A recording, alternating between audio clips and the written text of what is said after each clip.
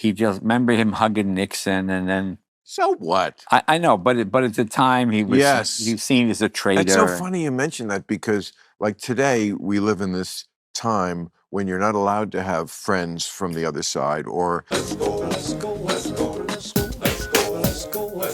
Sammy Davis Jr., there's a picture of him, or a video of him, he hugged Richard Nixon, who is the bad guy to liberals, okay?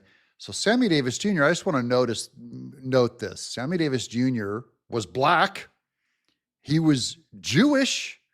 He had one eye in that he was handicapped in some way. And he was derided and hated on for giving Richard Nixon a hug. I would just like to say a couple of words. I am a Democrat for President Nixon and his reelection. I can only say the thing that motivated my change was a year of just collecting pure, unaffected facts. I want to make this pledge to Sammy. I want to make it to everybody here, whether you happen to be black or white or young or old, and all of those who are listening. I believe in the American dream. Sammy Davis believes in it. We believe in it because we've seen it come true in our own lives. The president, a hug. I'm sure he meant it just with humor and with fun. Now, Sammy Davis Jr., he had the same kind of problems when he toured with Frank Sinatra, and the Rat Pack made him one of their own. And Frank Sinatra demanded that Sammy Davis Jr. open for him in Vegas, even though there was a lot of racism against him then. But he continued to receive abuse for hanging around with Nixon. There's lots more stories than that. This goes all the way back. The left has always been intolerant. It is fake news that they were ever the type that said live and let live, or be open-minded, or think different. That was the big Apple Steve Jobs quote.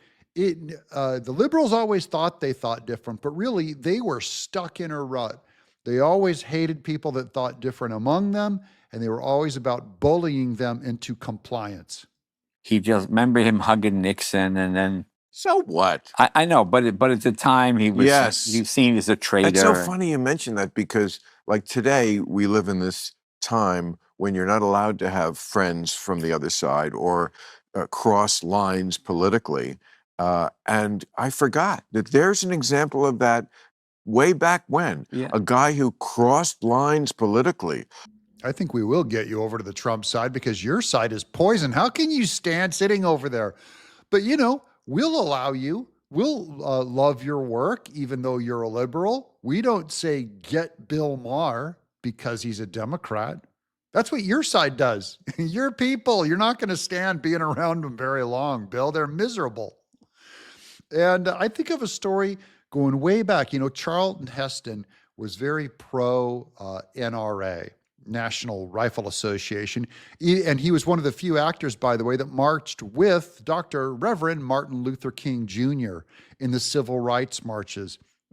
Charlton Heston marched with him, but because he was in the NRA, he was in Planet of the Apes too, Charlton Heston was. And there's a story where he got a bit role as a kind of a tribute to him in Tim Burton's early 2000s Planet of the Apes remake. And Tim Roth, who's a famous British actor, didn't want to even do a scene with him because he was disgusted by Charlton Heston for working with the NRA. Once again, liberalism, totally intolerant. It goes all the way back. It's not brand new. Ooh, the worst thing you could ever do, be friends with a Republican? Call 911. Yeah. This is what I fucking hate about the left. Like, and they're not going to get me over to the Trump side, which they think they will sometimes, but. Liberals pondering why they're not allowed to have friends on the other side. On the other side. This sounds like a third grader on the playground going, ew, we're boys and you're girls. And you're not allowed to have friends over there, or different races, growing up. when people really did ostracize other people and go, you're not allowed to be friends with those people or that guy over there. Bill Maher is about to expose the liberals. And this isn't something new, gang.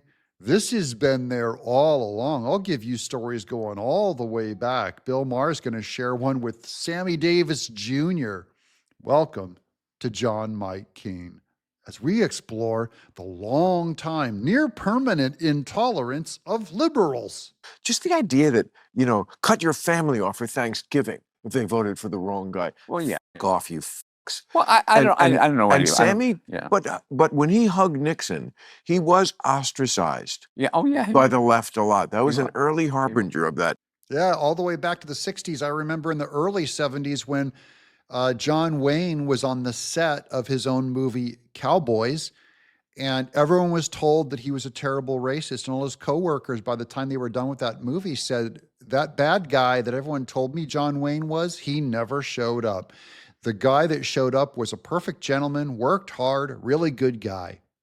Bruce Dern, all the hippies and leftists that were in that movie came out singing John Wayne's praises because of the way that he worked and treated people well. So the left has always been intolerant, never let you have friends on the other side. What kind of people do that? Tell other people what kind of friends they can have. That's the left. I'm John Mike Keene.